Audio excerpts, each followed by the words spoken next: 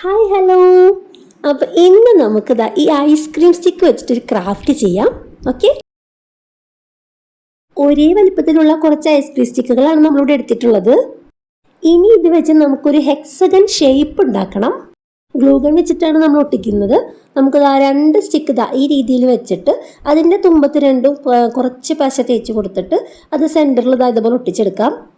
ഇനി നമ്മൾ ആദ്യം ഒട്ടിച്ച അതേ സ്റ്റിക്കിൻ്റെ മുകളിൽ രണ്ടാമത്തെ സ്റ്റിക്കുകൾ ഇതുപോലെ വെച്ചിട്ട് അതേ രീതിയിൽ തന്നെയാണ് ഒട്ടിക്കുന്നത്. എന്നിട്ട് നമ്മൾ രണ്ടാമത് ഒട്ടിച്ച ആ സ്റ്റിക്ക് എടുത്തിട്ട് ഇതുപോലെ ഒട്ടിച്ച് കൊടുത്തു കഴിഞ്ഞാൽ ഒരു ഹെക്സഗൻ്റെ രൂപം കിട്ടും. വീണ്ടും നമ്മൾ അതേപോലെ തന്നെ ആ ഒട്ടിച്ചതിൻ്റെ മുകളിൽ തന്നെ വെച്ചിട്ടാണ് ഒട്ടിക്കുന്നത്. കാരണം അതിൻ്റെ ഷേപ്പ് മാറിപ്പോവാൻ പാടില്ല. നമ്മൾ എല്ലാം വേറെ വേറെ വെച്ച് ഒട്ടിച്ച് കഴിഞ്ഞാൽ നമുക്ക് ഇതുപോലെ കറക്റ്റ് ഷേപ്പ് കിട്ടില്ല കേട്ടോ. എനിക്കങ്ങനെ ആദ്യം സംഭവിച്ചു, അതുകൊണ്ടാണ് പറയുന്നത്. അങ്ങനെ 3 ഹെക്സഗൺ നമ്മളിവിടെ ഉണ്ടാക്കി എടുത്തിട്ടുണ്ട്. ഇനി കുറച്ച് മുത്തുകൾ എടുത്തിട്ടുണ്ട് കേട്ടോ. കുറച്ച് കളർ മുത്തും കുറച്ച് വൈറ്റും ഒക്കെ എടുത്തിട്ടുണ്ട്.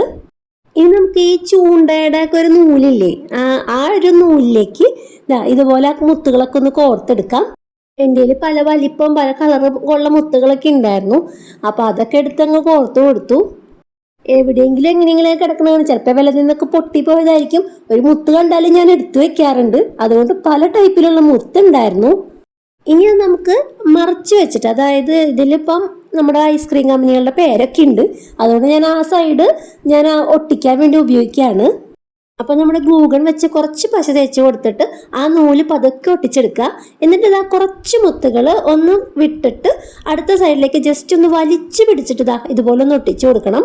ഒരു കുറച്ച് സമയം എടുക്കുക. പശ ഒന്ന് ഉണങ്ങണ വരെ ഒന്ന് വെയിറ്റ് ചെയ്യണം. അങ്ങനെ മുകളിൽ നിന്നും സൈഡിൽ നിന്നും ഒക്കെ ഇതുപോലെ ഒട്ടിച്ചു കൊടുക്കണം. എക്സ്ട്രാ നീണ്ടു നിൽക്കുന്ന ആ വള്ളി പതുക്കെ ഒന്ന് കട്ട് ചെയ്ത് കൊടുത്താൽ മതി. ഇനി ആ മുത്തുകളൊന്ന് ഇതുപോലെ എല്ലാ ഭാഗത്തേക്കും ഒന്ന് സ്പ്രെഡ് ചെയ്ത് കൊടുത്തിട്ട് ഗ്ലൂഗൺ വെച്ചിട്ട് നമുക്ക് ഓരോ മുത്തായിട്ട് ആ നൂലുമൊന്ന് ഒട്ടിച്ചെടുക്കണം കേട്ടോ. ഇല്ലെങ്കിൽ നമ്മളിത് നിവർത്തി പിടിക്കുമ്പോൾ എല്ലാ മുത്തും താഴെ ഒരുമിച്ച് വന്ന് കിടക്കും. ആ മുകളിൽ നിന്ന് താഴെ വരെയുള്ള ആ ഒരു നൂലിൽ കുറച്ചധികം മുത്തിട്ട് കൊടുക്കണം. എല്ലാ മുത്തും ഇതുപോലെ സ്പ്രെഡായ രീതിയിൽ വേണം നിൽക്കാനായിട്ട്. അങ്ങനെ മുത്തുകളൊക്കെ ഒട്ടിച്ച് കഴിഞ്ഞാൽ നല്ല ഭംഗിയുണ്ടല്ലേ ഇത് കാണാനായിട്ട്. ഇനി നമുക്കിത് പെയിന്റ് ചെയ്തെടുക്കണം. നമ്മൾ ഒട്ടിച്ച ഭാഗത്ത് പെയിന്റ് ചെയ്ത് കൊടുക്കണ്ട, അത് തിരിച്ചു വെച്ചിട്ട് അതിൻ്റെ നല്ല ഭാഗത്ത് വേണം പെയിന്റ് ചെയ്ത് കൊടുക്കാനായിട്ട്. ഞാനിവിടെ 3 കോമ്പിനേഷൻ കളറുകളാണ് എടുക്കുന്നത്. യെല്ലോ, ബ്ലൂ, പിന്നെ പിങ്ക്. ആദ്യത്തെ ഹെക്സഗണിൽ ബ്ലൂവും യെല്ലോയും അടിച്ചു കൊടുക്കുന്നുണ്ട്. അത് ഇങ്ങനെ ഇടവിട്ടുള്ള ആ ഒരു സ്റ്റിക്കുകളിലായിട്ട് അടിച്ചു കൊടുക്കാം. രണ്ടാമത്തെ ഹെക്സഗണിൽ പിങ്ക് കളറും പിന്നെ യെല്ലോ കളറുമാണ് അടിച്ചു കൊടുക്കുന്നത്. അത് മറ്റേ ഹെക്സഗൺ അടിച്ചു കൊടുത്ത പോലെ തന്നെ ഇടവിട്ടുള്ളതിൽ അടിച്ചു കൊടുക്കാം. പിന്നെ നമുക്ക് ബ്ലൂവും പിങ്കും അടിച്ചു കൊടുക്കാം കേട്ടോ. ഇനി നമുക്കൊരു നൂലെടുത്തിട്ട് അത് ഇതുപോലെ ഹെക്സഗണിൽ കെട്ടിക്കൊടുക്കാം.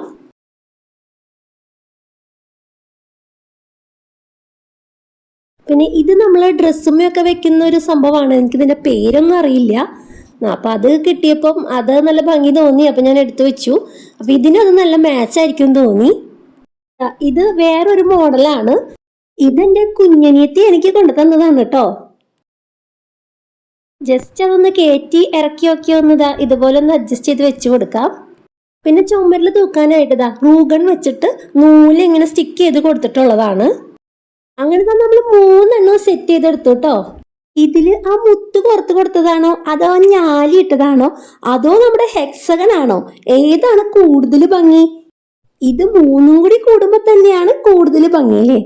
നമ്മൾ ചുമരിൽ അത് സെറ്റ് ചെയ്യുമ്പോൾ സെന്ററിലുള്ളത് ഒന്ന് കയറ്റിയിട്ട് സെറ്റ് ചെയ്ത് കൊടുക്കുക. ബാക്കി 2 എണ്ണം ഈ രീതിയിൽ സെറ്റ് ചെയ്ത് കൊടുത്തു കഴിഞ്ഞാൽ നല്ല ഭംഗി ഉണ്ടാവും കാണാനായിട്ട്. പിന്നെ സൂക്ഷിച്ചൊന്ന് നോക്കിയേ, ഞാനത് ആണിയിലല്ല തൂക്കിയിട്ടിരിക്കുന്നത്, പകരം ഡബിൾ സൈഡ് ടേപ്പിലാണ് തൂക്കിയിട്ടിരിക്കുന്നത്. ഒരു ഡബിൾ സൈഡ് ടേപ്പ് ഒട്ടിച്ചിട്ട് അതുമേലേക്കാണ് ആ വള്ളി തൂക്കിയിട്ടിരിക്കുന്നത്. പിന്നെ നിങ്ങൾക്കിത് ഇഷ്ടപ്പെട്ടോ? ഇഷ്ടപ്പെട്ടെങ്കിൽ ഇപ്പം തന്നെ ഒരു ലൈക്ക് അടിച്ചോ.